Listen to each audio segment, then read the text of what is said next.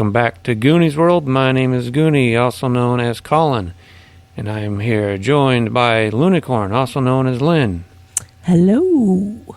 And Johnny Farrow, also known as Sean. Hey. And I picked Meanie, also known as Ryan, last so he could finish chewing his chips. Yeah. I finished them before. I intentionally finished them before the introductions. You know, I was still chewing. Crunched instead of saying hello. You should just crunch. Hey. Yeah, you should. Yeah. There we go. There's a little crunch there. All right. Sorry, I didn't eat lunch. Well, speaking of crunch, we're playing a game with a system that does not have much crunch, which is one thing I like about it. But we're playing Electric Bastionland by Chris McDowell. We're continuing our adventures.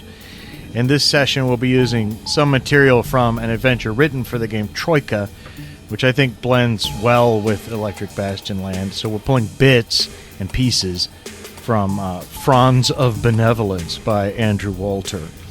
And we won't bother recapping, except I think it might be good to just remind our listeners who your characters are again. You know, one or two little details, just visual cues, you know what I mean, for them to hook on. You don't have to go into your whole backstory. But say hello to us in character, let us hear your voice.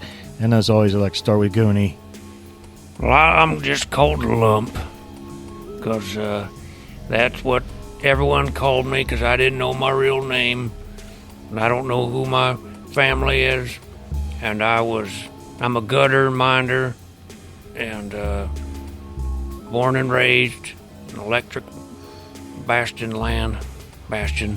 and then somehow I got killed. I don't know if I'm starting to think maybe I was murdered, because now that we just had come off a murder, devious murder plot on a Slow Sledge, I'm thinking, I'm seeing murder everywhere, and I think maybe I was murdered. And anyways, yeah, of course I was brought back by the reanimators, and now we gotta do all this.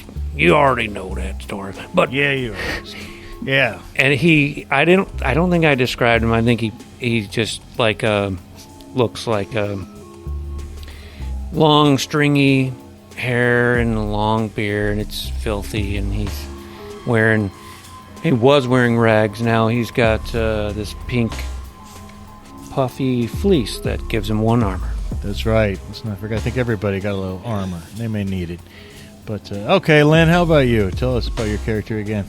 Yeah, I'm Silix Luminar, and I failed as an integrated alien. I didn't really integrate very well. I'm not sure why.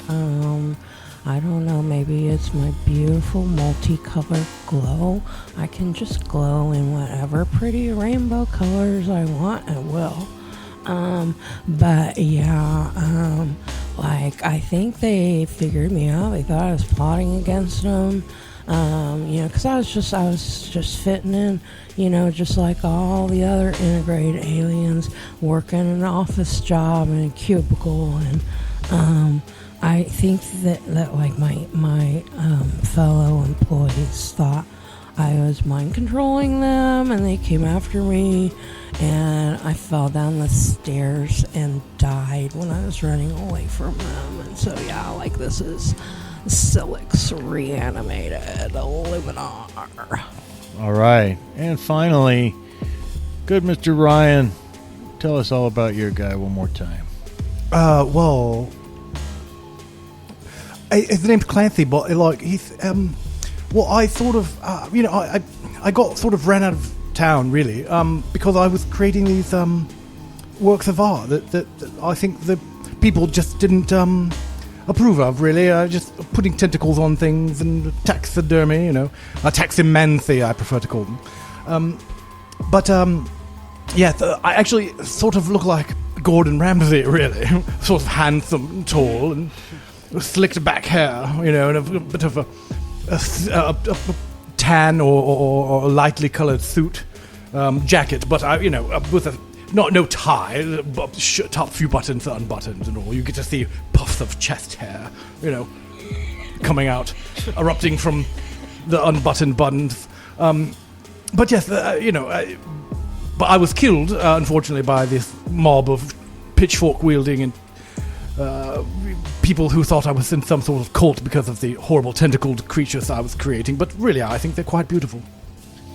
I think they are too. And so you guys have to all pay back associated reanimators who brought you back to life. Now you owe money. And of course, like I said, we all know that story. But you are on the way to the estate of Percy Butterworth, the deceased adventurer, to find his treasure at the request of Ladia Hope. And there's another guy named Ronan Friendly who's also after it. But you're beating him there because you took the slow sledge through the underground to Bastion where time doesn't work right. And you've arrived, and it's come up out of a tunnel beneath the wall, the southern wall of Bastion. Now, as you get off the sledge and look up at the wall, it's just towering high up behind you. When I say towering, it's so high its top's like lost in the clouds, although there's a bit of a low moving cloud cover today, and it's breezy. The surface outside is just like flat packed dust, and there's market stalls and tents and whatnot set up all around the terminus here. But on the wall itself, it's just covered with level after level of structures. So it's this whole patchwork of houses and temples and shops and covered arcades and even like some terraced fields and gardens just jutting out from its surface and stacked vertically above one another, up and up and up and up and up. And in the other direction, there's basically nothing. As far as you can see, there's a flat, horizon, more or less featureless, although it's kind of seems a little steamy towards the horizon. There's gases and stuff rising from it, maybe.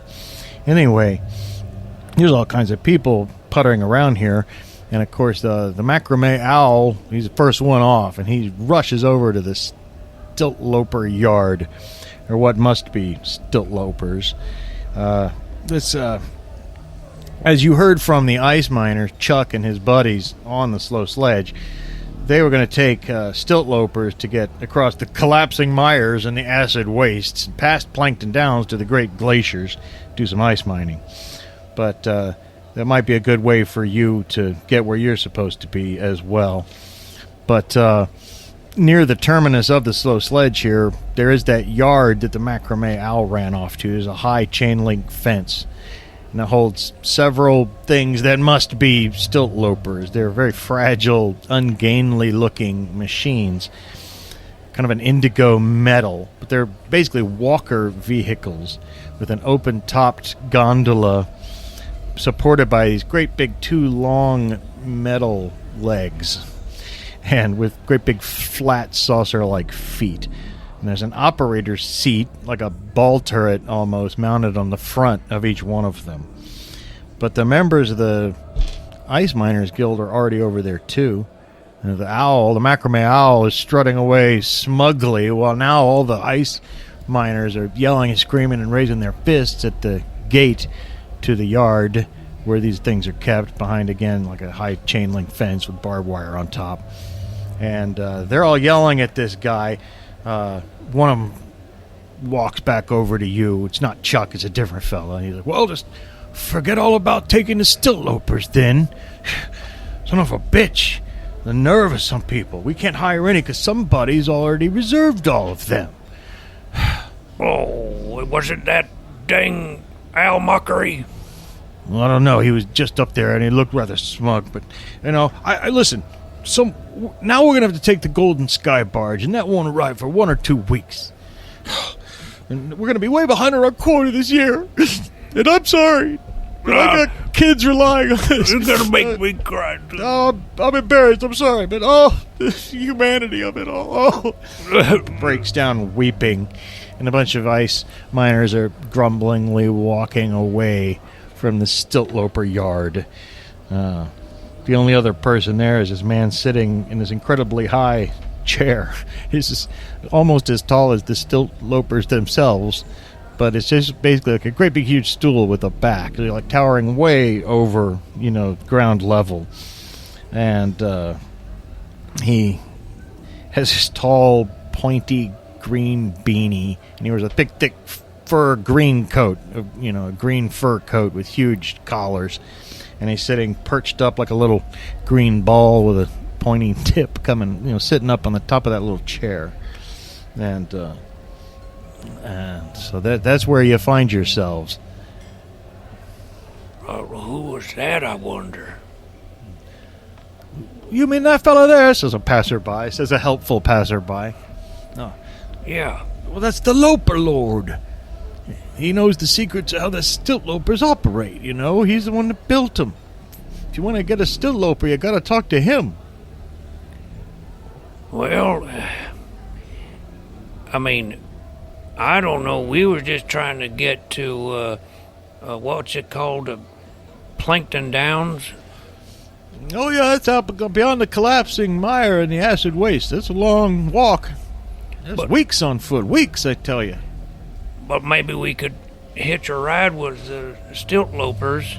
But they said it's, it's all, somebody's got reservations or something. Well, I guess you'd be shit out of luck then, wouldn't you? All right, yeah. You know what? I'm waiting for a carriage. I gotta wait for my carriage over here. Is you the one that did that? No, I'm not. Piss off. He's suddenly not so helpful of a stranger, Yeah. Well, next time, mind your own business when you're walking by. He grumbles a few things, but he looks at you all with your outlandish armor and clearly fine weaponry and decides not to push the issue. Hey, you're the one that came up to me, son of a bitch, as he wanders off. You believe that guy? He meets up with someone. You believe that guy? You believe that guy? He's what an uggo. He's an uggo. He's ugly. Yeah. Well, I think it's been established in the a game or two ago your character is officially ugly. So yeah, but it still hurts. It still hurts. Do you want to talk to? Speaking of hurting, you want to go talk to the Loper Lord and see if you can work something out with him, or what do you want to do? Well, I guess we don't want to be. I mean, we gotta find that treasure before that crypto historian guy does. We don't have time to be waiting around for weeks. Let's go talk to this Loper Lord. Okay, well, you can move through the crowd and go up around the chain link fence and look up at that ridiculously high chair. And he looks down at you, leans over a bit so he can see you. We're closed for business. How do you make money if you're closed for business? It matters not to me whether these stilt lopers are rented by you or anyone else. If they're paid for, then I am completely content. And they are paid for and reserved for the next week. Well, by who? Well, that's generally not a practice of mine to share intimate business details. That would be unthinkable. It would be unmentionable. Well, but what if they're bad people? They're up to no good. Could Well, be. you don't necessarily look like good people. Oh, we are. We's real good people. Mind our own business. We're just on a personal mission for somebody, helping somebody out. You could have terrorists or something get into those cages and blow them up. You don't never know. No, it's not a terrorist. It's just a fellow who's astute with business, a macrame owl. I knew it.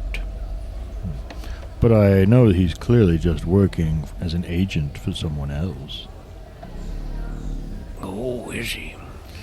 Yes, you begin to see the signs when you've been in business as long as I have. Of course, I'm not shouting, but he pretty much has to. His chair is so high. So much crowd noise and whatnot. Perhaps you could make a better deal with him.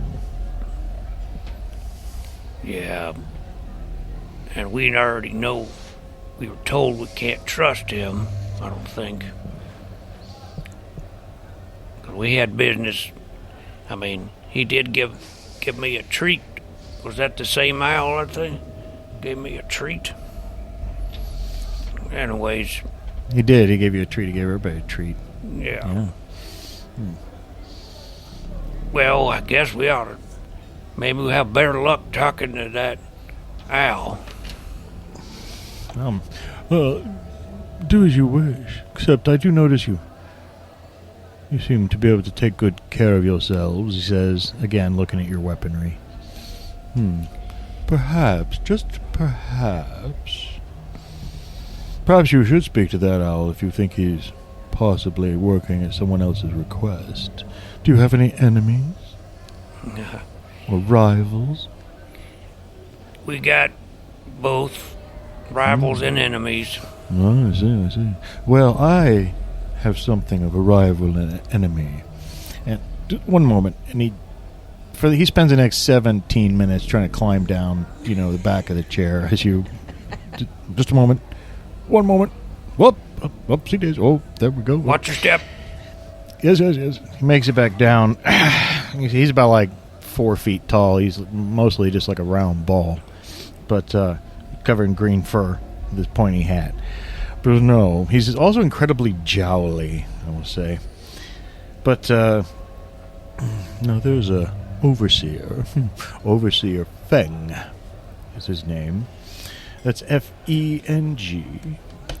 He's at the Xenolithium Mine, and he points, off to the east, and up against the wall, there's a great big bulbous thing coming off the bottom of it. Looks like an upside-down, half-buried light bulb.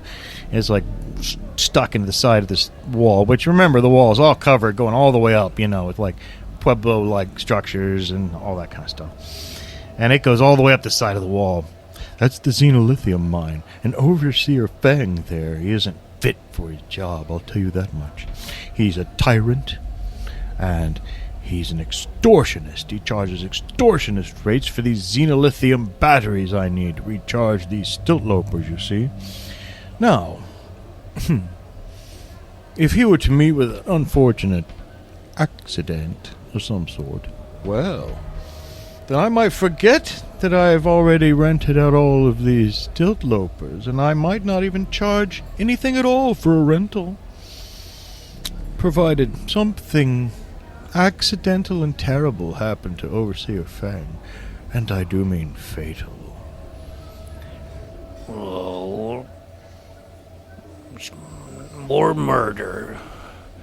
Murder, such an ugly word. It's business, not personal. It seems like always someone is wanting murder. There's murder here, and there's murder there, and there's murder everywhere. It's just really getting kind of old. Yeah, we had our fill of murder. Well, couldn't we just talk them down, like the price down of those batteries? Get you a good deal? I suppose. I very much doubt you'll be able to. I hope that you're keen negotiators. Well, we can try. Very well.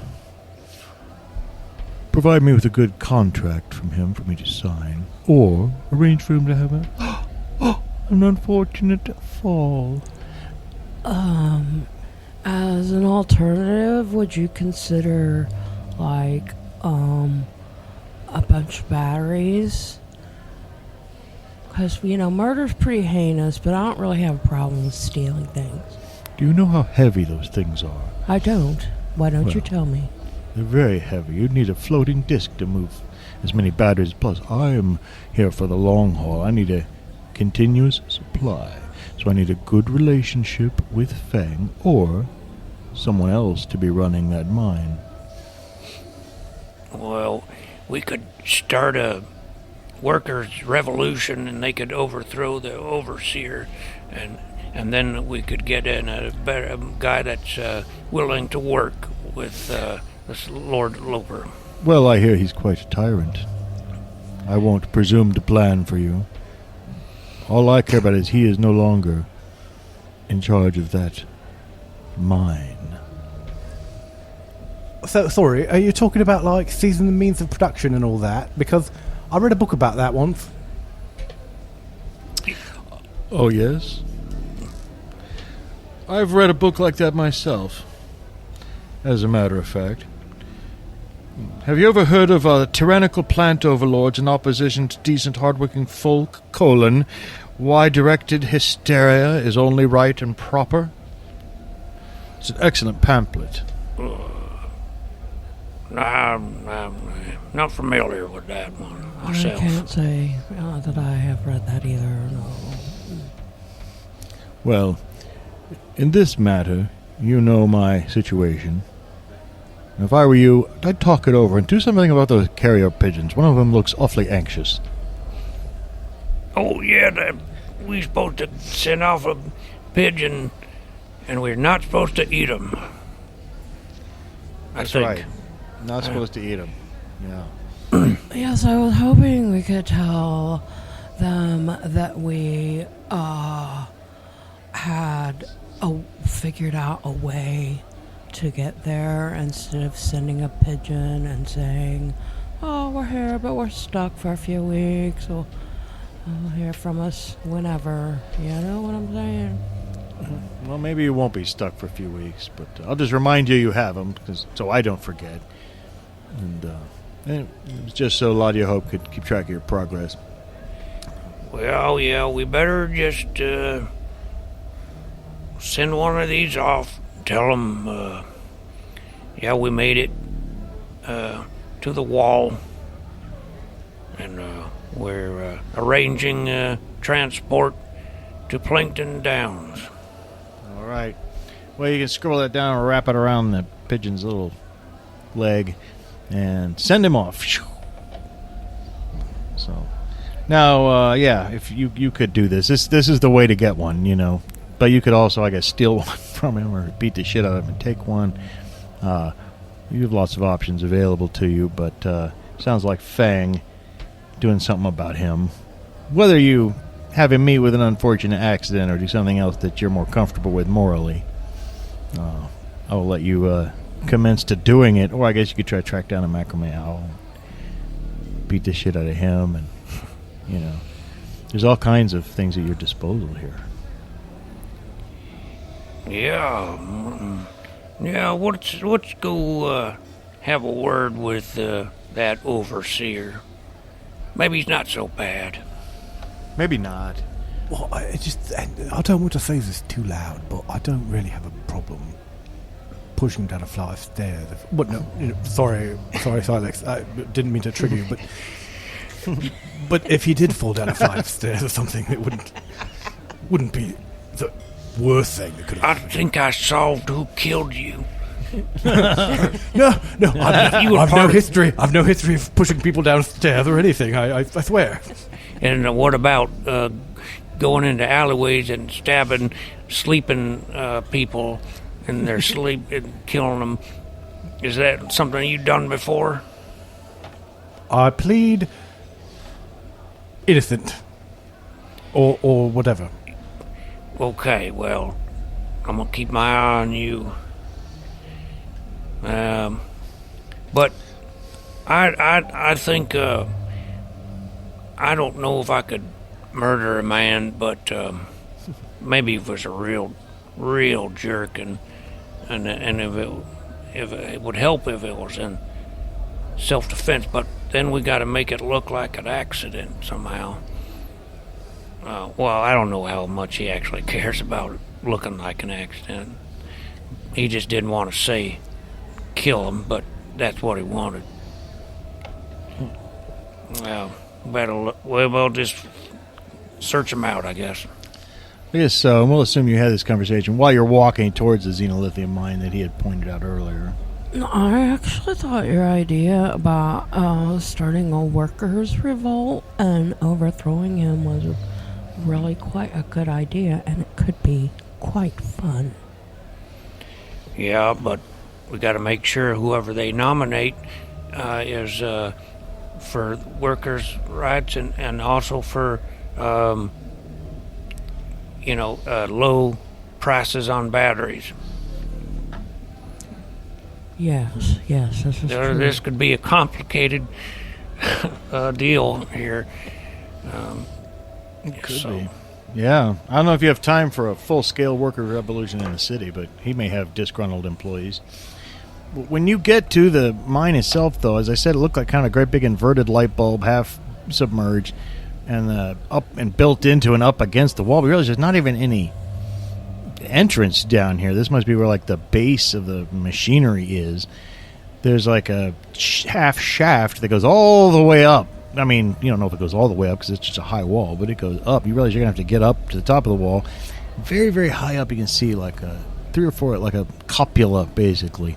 3 spheres, sticking out at the top. That must be where the entrance is and all the, operations are directed from. So you've got to get up the wall somehow. And looking around, you can see there's a couple different ways that people... One is like an elevator, sort of. It's like an open seat, almost like a ride at a park facing outward. And it looks really fancy, though. It's got plush velvet cushions and a little conductor. And you see that. A little further way down, there's a sign that says complimentary pythons. And there's a person in a uniform standing there. And there's also looks like there's a few like winding covered staircases and arcades, and somewhere else they're charging for you to go up on this elaborate rope and pulley system. But also there's this swarm of monkeys swarming all around, up and down, not too far from you actually. And it says "up, very cheap," and a little sign near them. And so those are different ways you can think about getting up the wall. We'll let you choose between some of those options. Although I know which one looks most fun. Yeah, I kind of would go with monkeys. Well, I always wanted to have monkeys carry me up. You'd be feeling whether it's fulfilling a lifelong dream.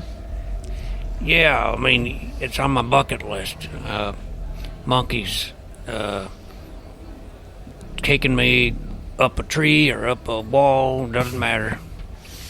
Well, all right, let's go try it. You get over there to where they're swarming around, and there's a man with a fez standing there. He's got a whip and a little booth, but it's just like it's more of a box, like Lucy's psychiatric, box on Charlie Brown, and he's like, "Oh, hello, I'm Mongo, Mr. Mongo, the monkey monger. You'd like to go up? Very cheap, only 1 new pound. As far up as you want to go. My monkeys will take you." Do you whip your monkeys? I really want to know.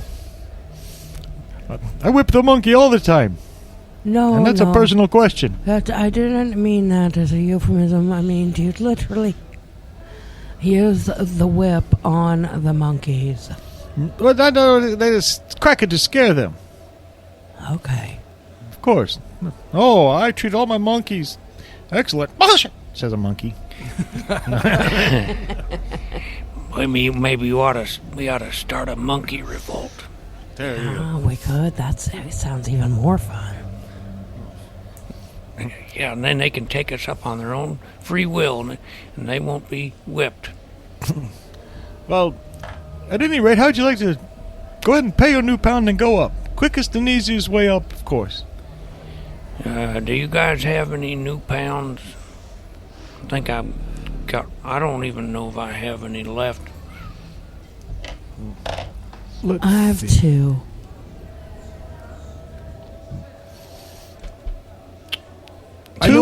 I started with 5, but I'm sure I've spent some, and so the paper I was writing it all on I've lost. I think you at least have 1. I don't remember you spending. Somebody gave all their money away in a recent game, but I don't think it was this one. Well, I did give mine away. When you did, and then they paid for my stuff, like a cream soda or something. And that's right. Yeah. Well, that's true. Well, I'll tell you what. I'll make a deal. Mr. Mongo, the monkey monger, is nothing if not fair. I'm sorry. I started to interrupt. I found my paper, and I do have 1 exactly. Oh, so. Good. I was going to give you a great deal, but no, fuck it. 3. Everyone, 3 for all of you. I'm glad you found your wallet. You were digging around for that for a while. All right then, monkeys! And he whips the whip, and and before you know even what's happened, man, these monkeys are grabbing you and they drag you up the wall. It is nauseating, almost like crowd surfing vertically. And the monkeys are screaming all around you and laughing, and they're smelly. It's really awful, and you have to do a little work. I mean, it's hard to stay on and keep your balance. Every now and then you feel like you're going to fall. And when you get up pretty high, you look down below you, it's almost sickening, at this point. You're afraid if you fall, you fall. But there's, like I said, a lot of awnings, remember, and little terrace gardens and stuff sticking out, so it's not like going straight up. They're like scrambling around railings and up people's columns, and you can look in people's windows and they're like, "Fuck you, monkeys," as they knock over a potted plant, and that type of thing. But when you're up a pretty sickeningly high up and you realize it's just too much to keep balancing yourself, and everybody must make a dexterity save to avoid slipping from the grip of these monkeys. Because, like I say, you got to do a little work yourself and trying to keep your balance and stay up. And anyone who fails should let me know with a big thumbs down. And thumbs down. Thumbs down. But everybody else looks non-panicky. So, suddenly you guys look over. One of the monkeys screeches, and you slip out of the grip of the monkeys. Lump. And first of all, you take 1 point of damage just from monkey claws. Lose 1 HP just from the claws of the monkeys as they try to grab you. You know what I mean? Scrape long gashes on you as you slip out of their grip. But then you fall down about 20 feet and land on top of an awning. And luckily that awning has got just enough give in it. You crash through it and land in a barrel of vinegar. Bam! And take 2 more HP of damage. And now you're covered with vinegar, but you already smelled like formaldehyde anyway. All of you do. Yeah. And several strange men with green and orange speckled skin come running out yelling at you. These other barrels of vinegar. They're yelling at you in a language you don't get, though. And they're not getting in your face. It's like when Indiana Jones knocks over the basket, the laundry, and everybody's just waving their hands at you, and they're very upset. Well, I'm sorry. It's a monkey's fault. And no sooner do you say monkeys, and then you're just yanked up by the collar, and the monkeys have got you again. And finally, you're at the top. You're at the copula on top of the Xenolithium Mine. And well, I thought this was going to go better. I wish I hadn't had that on my bucket list for so long, and it wasn't worth it.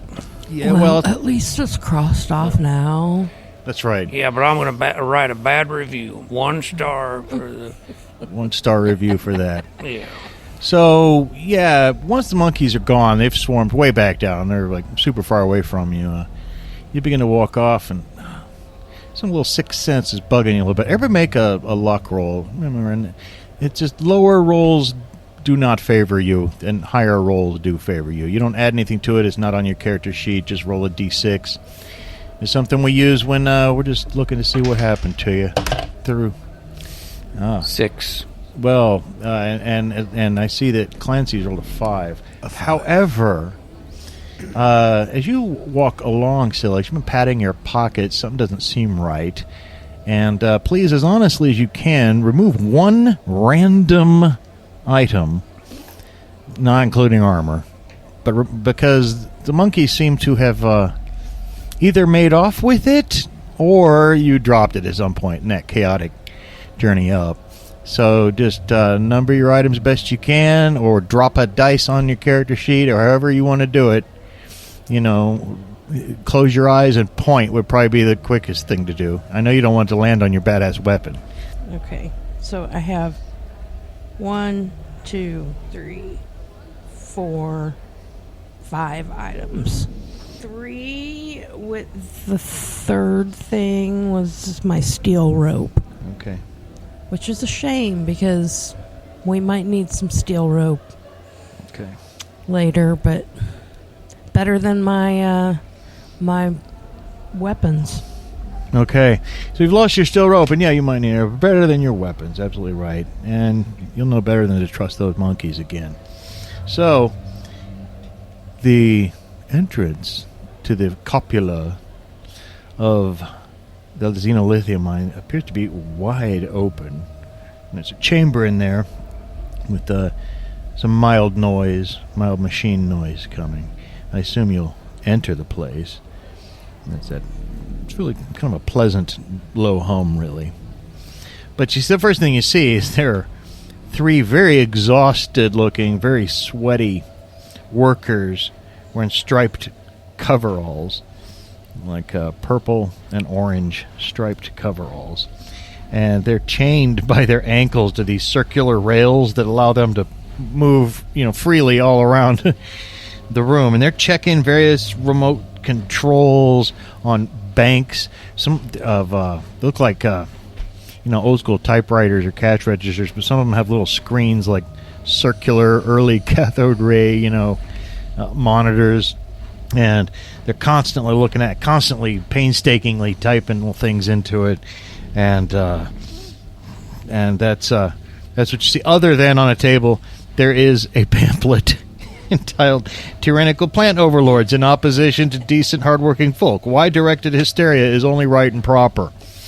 And that's what you see in here. There's obviously a big exit to another chamber as well. There were 3 great spherical chambers up here in the copula, and you've entered the first one.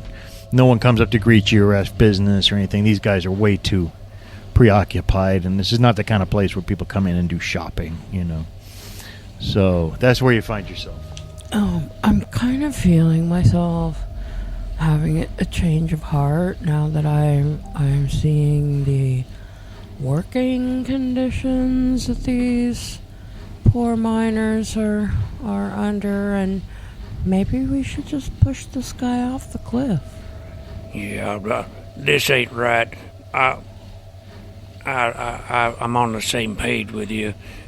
As soon as I saw these workers chained up, I got so angry, and I just thought, well, it wouldn't be so bad to end this tyrant's life. He's kind of got it coming. Yeah. We'd be heroes, actually. That's right. We wouldn't be murderers at all. We'd be heroes. Yeah, they'd sing songs about us. Yeah. All right. Well, I guess you could walk deeper. These people don't look like they're going to greet you or stop you at all. They're totally consumed. And, you can stop and try to talk to them if you want, you know what I mean, on the way through, but they're not going to stop you. It's pretty clear. So, how long is this pamphlet? Is this something that could be read in, just a few minutes? I mean, probably, but it's just, it's exactly what you think it is. Right. It's, yeah. It's like, not so much socialist propaganda as it is socialist propaganda, basically. Yeah. Is there a printing press around here? Oh, yes, I'm sure there is. It's basically, though, it's I guess it's a justification of what they call directed hysteria. Against pretty much everyone in the establishment and everything else. Obviously, he doesn't mind if they read a little literature like this.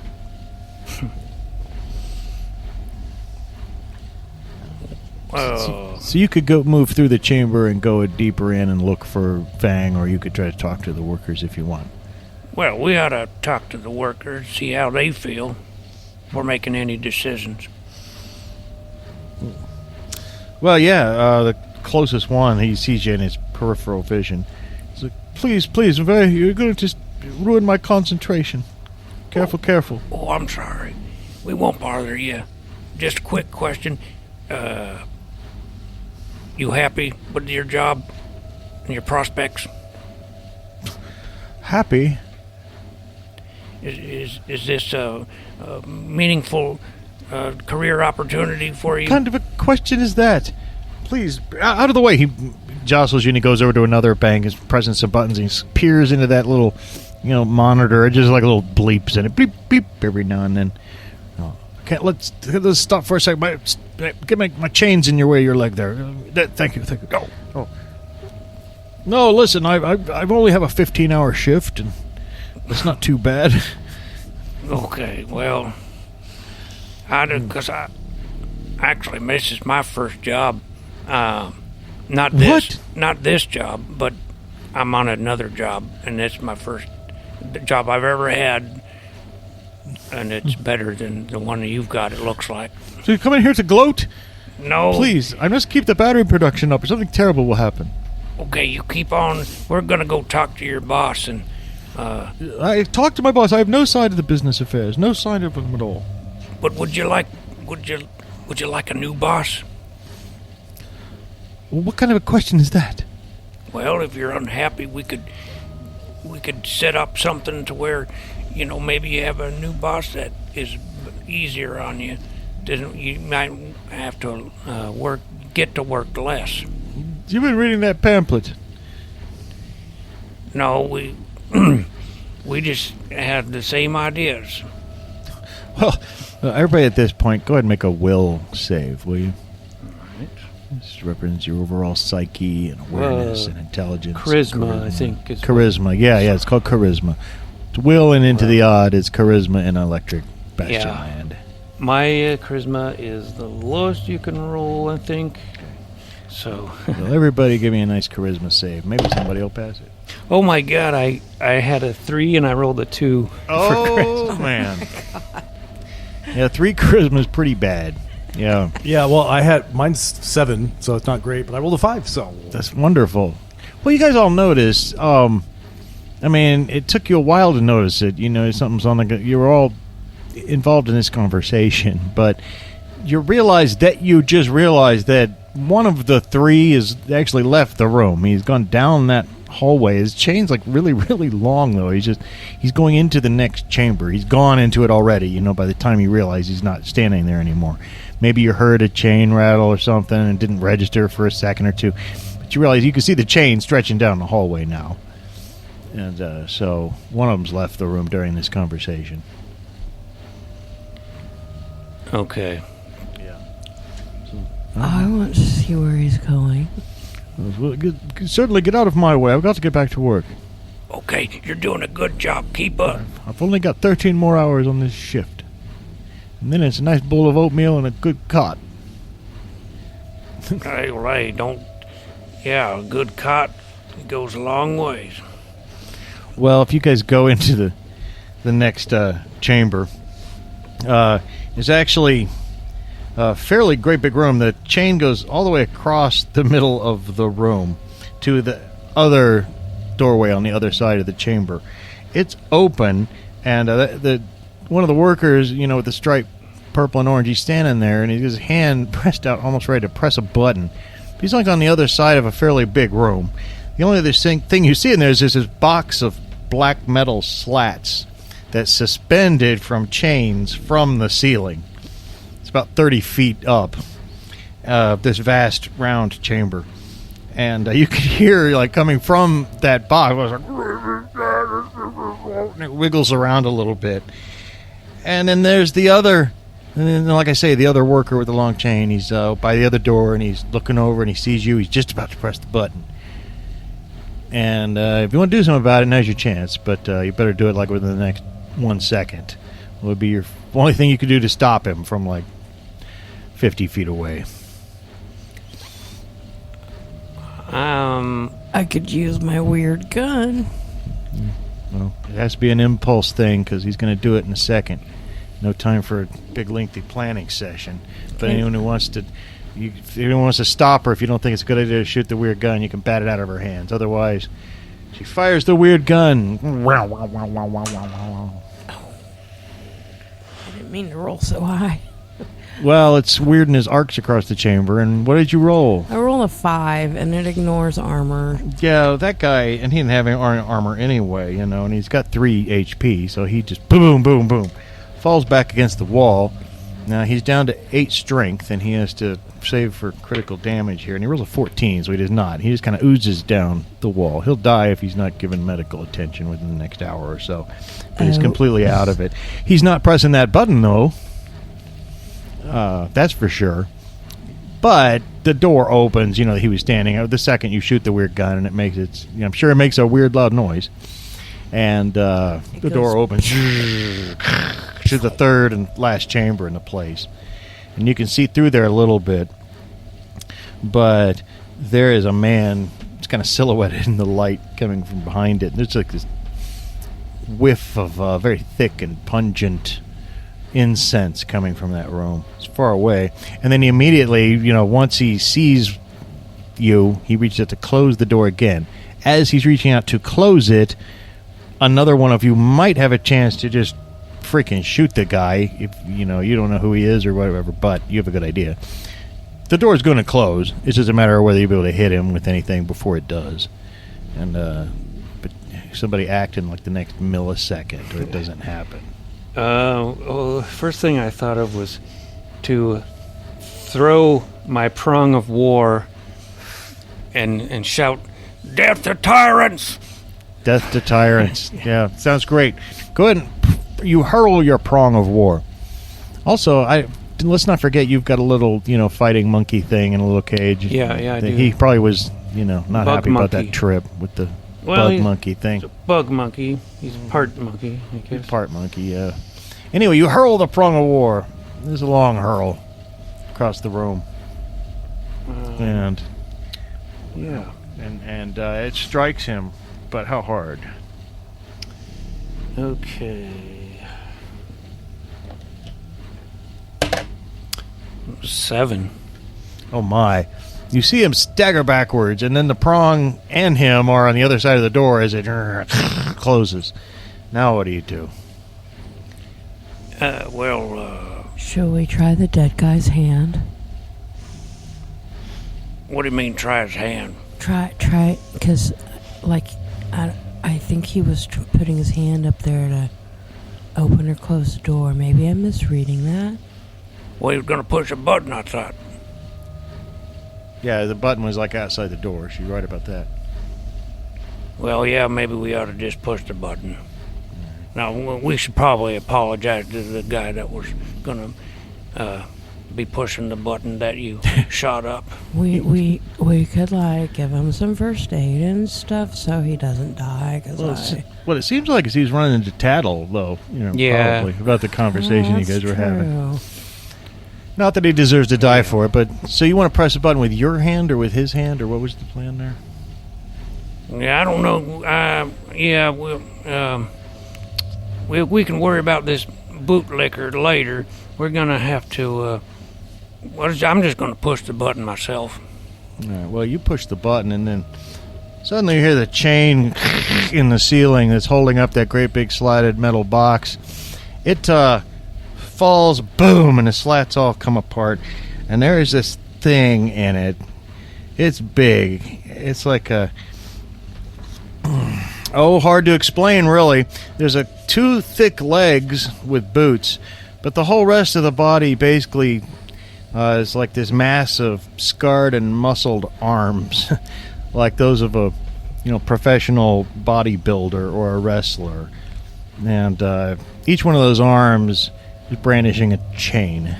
And you can't see a mouth or anything, but you can hear it. And it gets up and immediately rushes right for you guys. But you guys can go first. Keep in mind, in this system, when you're all attacking the same thing, everybody rolls, and we pick the highest. So, and that goes for multiple people ganging up on you as well. We already know there's only one thing to attack here, right? So you can all lay into it with whatever weapons you've got, and let me know what you rolled, and we'll apply that highest damage to him in HP loss. This arm cluster mutant that you must now face. Okay, so we had just rolled damage and then picked the highest damage? Yeah, everybody rolls damage, and we see who got the highest, and that's what we use. You're all like fighting him. It's kind of abstracted out here. So, what'd you get, Lynn? I only got a 4, but it Okay. ignores armor, so... Okay. And, well, it doesn't have any armor, luckily, so we don't have to worry about that. Okay. W- So what I about should be using my What about powerful weapon. What about Clancy? Clancy rolled an 8. 8, that's lovely. It may end up being the highest one. What'd you get, Lump?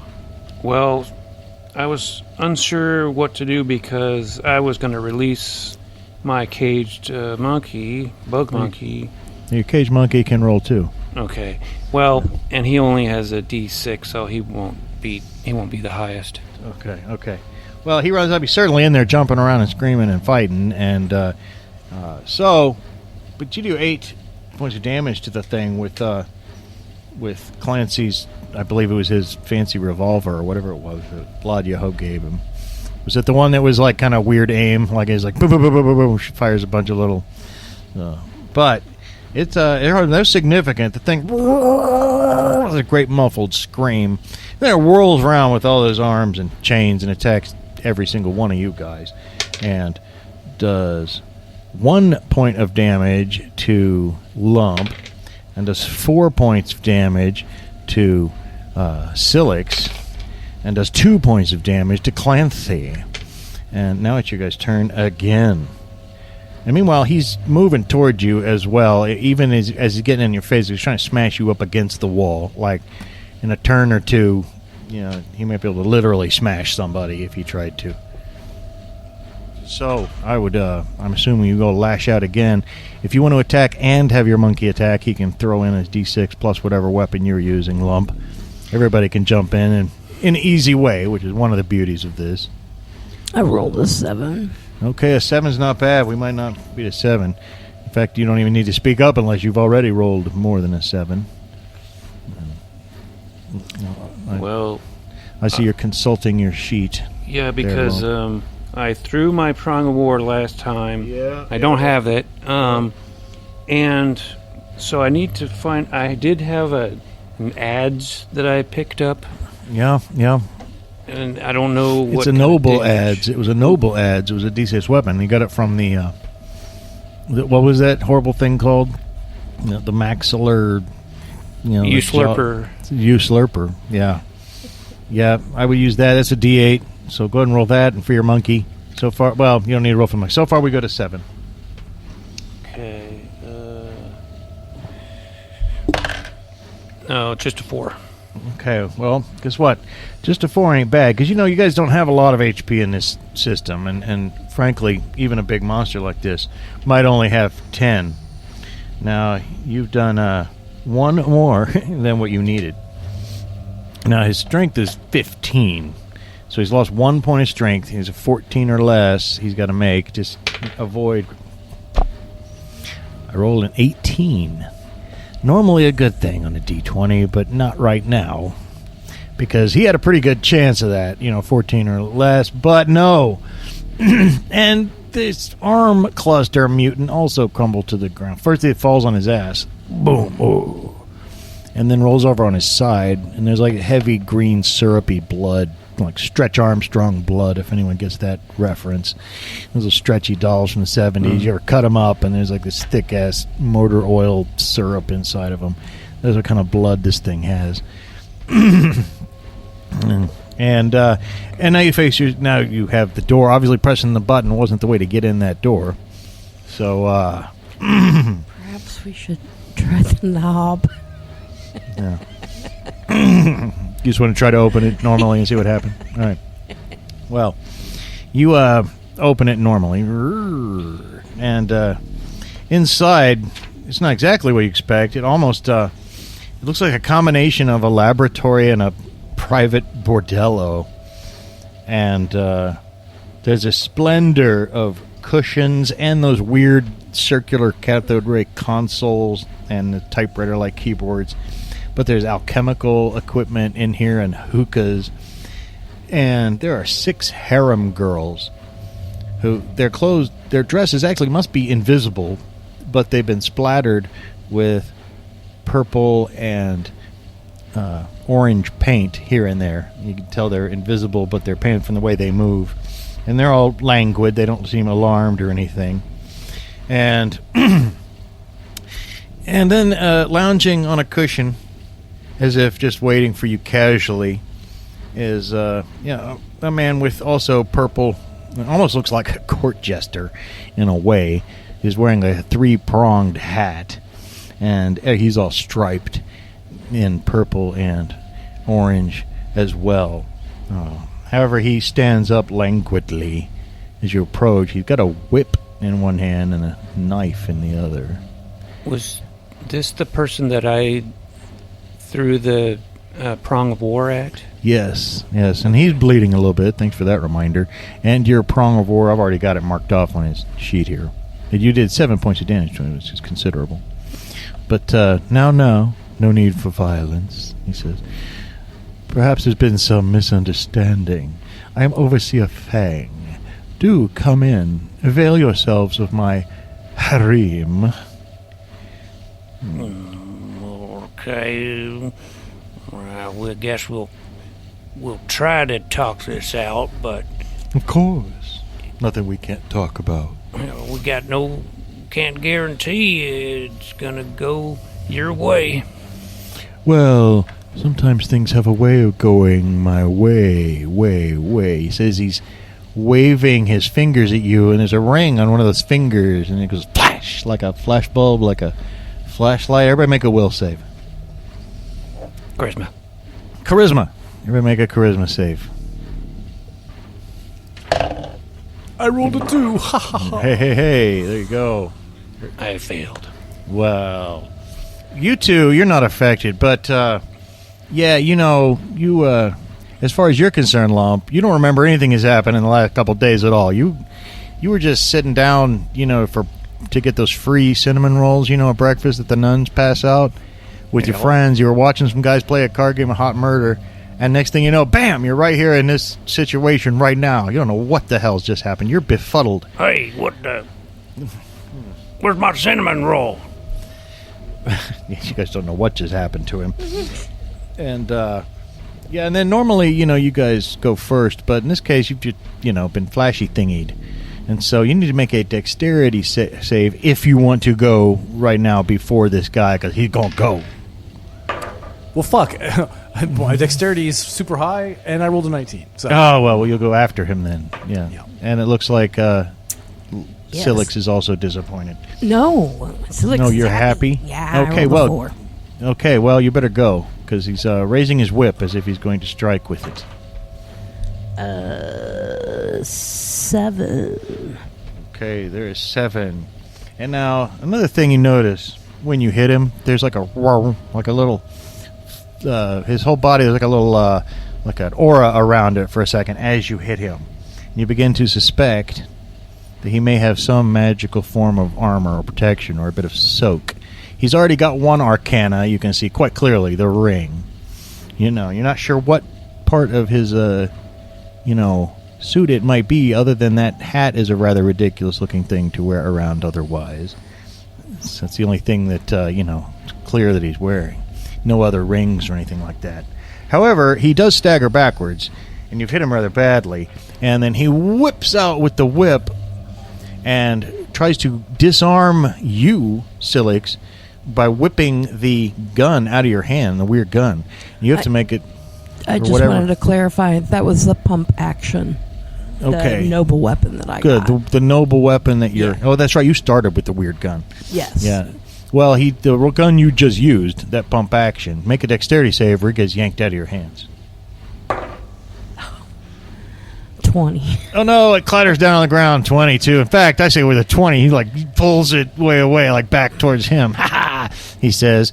And now Clancy gets to act. Well, Clancy's going to take a shot at him with his wildly inaccurate 2-barrel pistol. Here it comes. There's buckshot flying all over the room, but it's another... Yeah. Well, that's going to be a 4. And boom, boom, boom. Now 4. We needed that 1 point that got through. And he staggers backwards. In fact, I like to think of him as getting hit in the face, like part of his cheek blows off. And he wasn't actually very strong. He needed a 9, but he got a 19. And Overseer Fang falls back. The harem girls all scream and run out of the room, And then they scream more when they see the dead arm mutant thing. And you don't know what happens with them. But he certainly met with an unfortunate accident. That's for sure.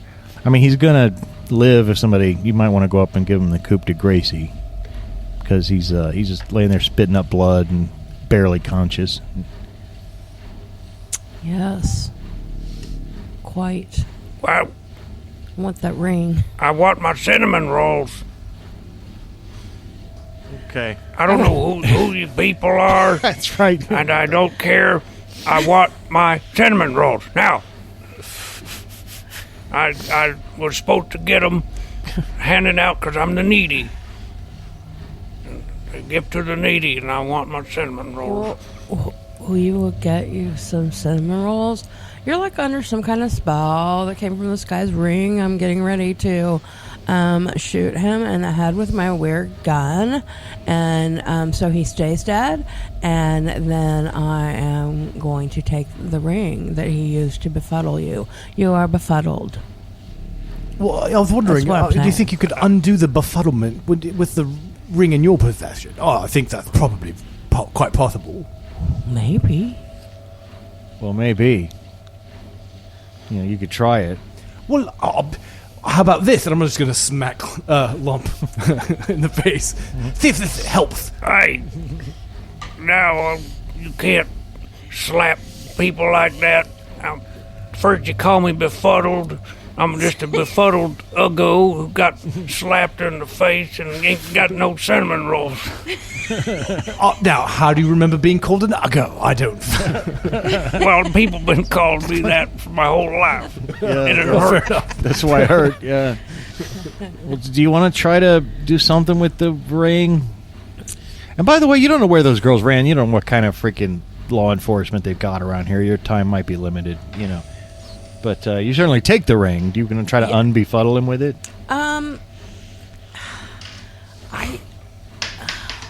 As a player, I don't think that's going to work, and I have a feeling it's just a time-based spell. Well, I'll tell you, you have an intuitive understanding of how this arcana works, and you think he's never going to get that memory back. You're going to have to fill him in. You also get the weird feeling as you wave this thing around that it might only work once a day. Okay. But it's lost. That memory's gone forever. Wow. Yeah. Now, the only other thing interesting he had was that hat that seemed to give him such protection, but to your disappointment, you realize it's actually, as you start to tug on him, you realize he's just a guy with skin, that's striped orange, and it's like part of his head. And as you pull it off, and it comes off a little bit, like his scalp, and he's like, this seems to be a skin that's been surgically grafted onto him, like he wasn't born with it. But this is not something you'll be able to take, unfortunately. You'll have to be satisfied with your armor, although you are grossed out a little bit as you peel it off. It seems to come off all too easily, like yanking on a newt's tail, And It's not totally, though, without value, because we can take it to what's-his-name and prove that we got rid of. That's true, and I suppose that maybe a skilled taxidermist might be able to transplant that onto one of your heads. Yeah, I was going to say, I can make nothing else. I can make a leather hat out of it. Yeah, and it would be a cool hat. It wouldn't have any effect. Maybe if you were to perform like a sew it on to where it would never come off again in their entire life without killing them situation, then they could get the 3 points of armor, which is absolutely significant in this system that it confers. Yeah. But Well, unfortunately, I'm a taxidermist, not a surgeon. That's true. But sewing the thing on wouldn't be exactly the same. So I'd recommend leaving it because you can hear some whistles blowing. Not like high pitched fife type whistles. Maybe some hue and cry has been raised. Murder, murder, murder most foul. If no one objects or wants it, I will grab his whip as well. Okay. So you grab his whip. You got the ring. Wait. Anything else? That big giant fork looks pretty cool. I'm gonna pick that up. That's cool. That's right. Grab that big giant fork in case you find some big giant, cinnamon rolls. Well, yeah, I'm gonna eat them with this fork. Okay, well, you guys go back outside, I assume. Even the workers are still working, though, the two that are left. And you go outside, and there's some commotion down at the end of a street, but there aren't streets per se, if you recall. I mean, it's just the side of this great big wall. And so you've got some running time, but the monkeys aren't around. That rope and pulley system is the next closest. How do you want to try to get back down? You know, Rope and pulley, I guess. yeah, there they are over there. They're on a rope. And then whistle. Stop! Murder! Murder! Climbing down. What have you all got me involved in? Wait, 1 new pound to get on the rope and pull it. But I'm going to assume you're just grabbing it and falling, you know, and boom, boom, boom, boom. So after a rocky ride all the way to the bottom on that thing, and I think I'm very fair in asking for a dex save here, as you know, that'd be even harder to deal with than the monkeys. You're not doing it right. It's all, they're not counterweighting it or anything. It could probably stop you from dying, though. It's on or below, yes? Yeah. Because I rolled it right on. Good. That's what you want. Nobody failed. Oh, good. Well, you make it to the bottom. And make a long story short, you hurriedly get yourself a stilt loper. And we'll talk about the stilt loper and how hellishly difficult it is to actually operate once you get up in it next time on Goonies World, as we continue deeper and deeper into the odd. Hey everyone, if you like this podcast, consider leaving us a good rating and or review, and subscribe to us wherever you can.